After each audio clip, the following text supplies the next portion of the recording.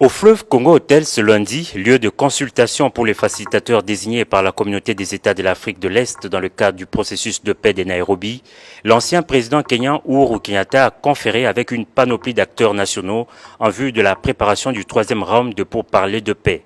Avec le bureau de l'Assemblée nationale conduit par son président, les échanges étaient conviviaux.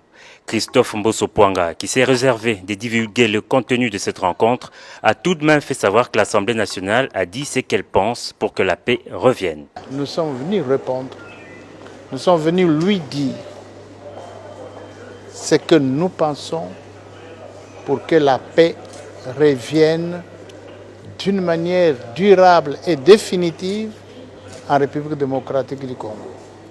Le Sénat, pour sa part, a fait un plaidoyer pour la mise en œuvre du processus de paix de Luanda et de Nairobi pour parvenir à une paix durable. Nous, au niveau du Sénat, comme vous le savez, nous avons fait preuve de sagesse et nous avons demandé à ce que le processus de Luanda, tout comme celui de Nairobi, soit mis en œuvre. Parce que les feuilles de route qui ont été élaborées à l'issue des rencontres qui ont eu lieu entre les partis indiquent clairement les pistes qui permettent d'arriver à une paix durable. C'est pour cette raison que nous avons dit que pour nous, toutes les voies qui peuvent nous conduire à la paix sont les bienvenues. À l'instar du Sénat, le gouvernement a réaffirmé son engagement pour la mise en œuvre du processus de paix de Nairobi. C'est ce qu'a fait savoir le Premier ministre. C'est un processus dans lequel nous, en tant que pays, mais surtout en tant que gouvernement, sur les instructions du président de la République, nous sommes totalement engagés par rapport au processus de Nairobi. Et c'est sur ce processus qui a désigné cette facilitation du président Uhuru Kenyatta dans le but d'atteindre les objectifs justement de ce processus de Nairobi. Ce processus sont très clairs.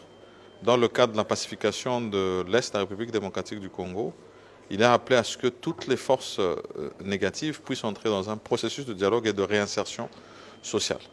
Et nous avons, nous, réaffirmé cette position en demandant à ce que cet engagement pris soit respecté de toutes les forces. Peu avant, le facilitateur avait reçu les membres de la société civile du Sud Kivu qui ont fait une série de recommandations, parmi lesquelles la création d'un tribunal spécial pour la RDC. Les consultations sont poursuivies tard dans la soirée avec les chefs des missions diplomatiques, les représentants des 5 pays membres du Conseil de sécurité des Nations Unies et d'autres forces vives de la nation.